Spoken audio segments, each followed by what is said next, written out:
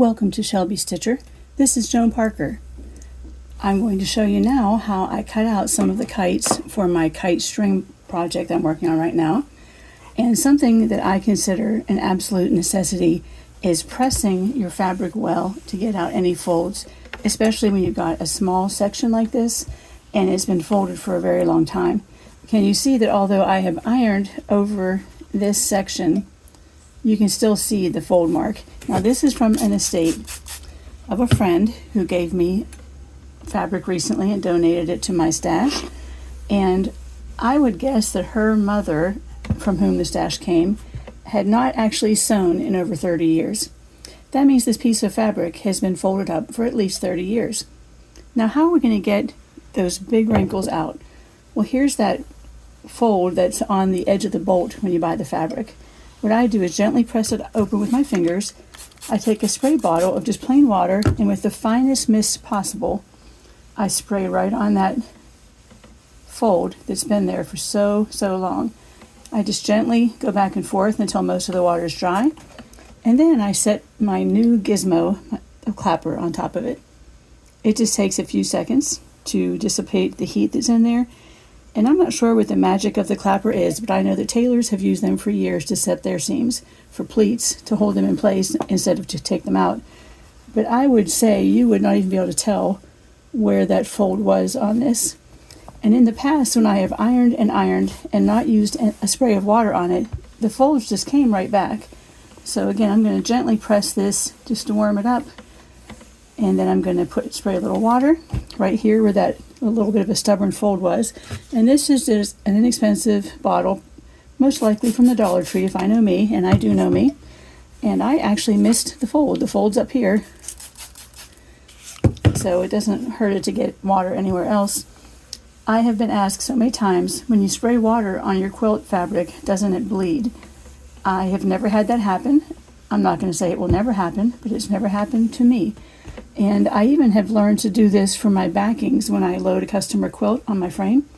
I hardly ever iron anybody's quilts anymore because I just spritz them very lightly with water, and as I roll that up on the bar, it just pulls it enough and relaxes the fabric so that there are no wrinkles on the back. And just after a few seconds, can you see just how perfectly flat that is? Now here's the tricky part. My fabric scrap that I was given is 9 and about an 1/8 inch wide. This template needs 10 inches of width, as you can see, to fit completely on the fabric.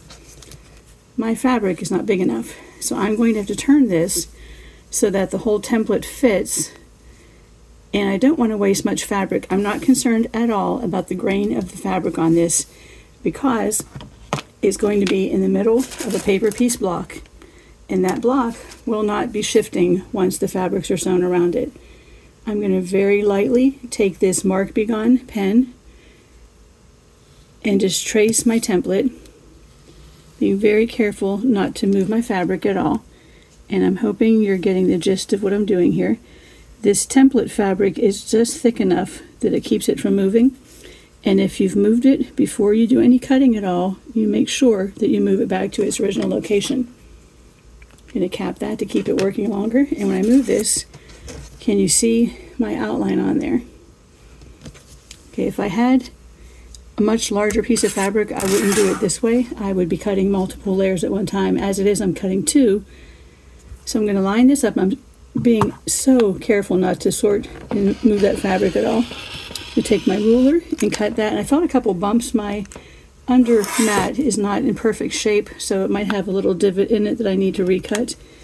But I want to be careful again not to move my fabric that I'm cutting until I get this all taken care of. I just changed my blade yesterday, which I haven't changed my blade in ages, but it seemed like the time, and I don't think you're going to be able to see this very well because of the position of the camera. This blue mark here is a right angle, so I'm going to put the right angle of my ruler inside of it to ensure that I get a perfectly crisp right angle there.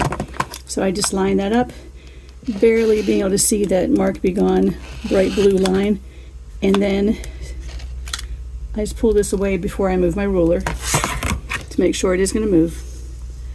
And then I turn this so that I can cut the other long edge, Again, making sure that those layers have not slipped against each other or slid in the least.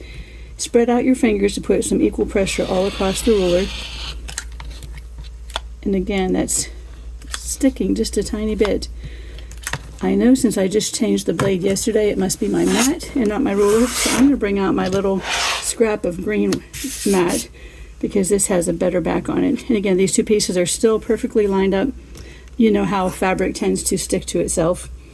And now I'm going to put this in here and get it lined up with the remaining two little blue marks. And yes, this mat is much better off than the one underneath it. And I've shared this tip in the past. I love to share tips. When I had a ruler, I'm sorry, not a ruler, I had a mat that was useless to me because of the front being worn out.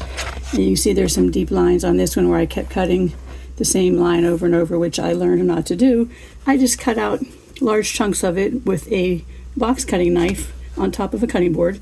And I just have several of these in different sizes. I usually take them when I travel or when I'm working in the car. But they're very good for something like this too, where you just need something small to put that on top of. And then you can see that this is perfectly cut out to match. And then I'm going to show you how I put this on my paper. Here I have a piece of old phone book.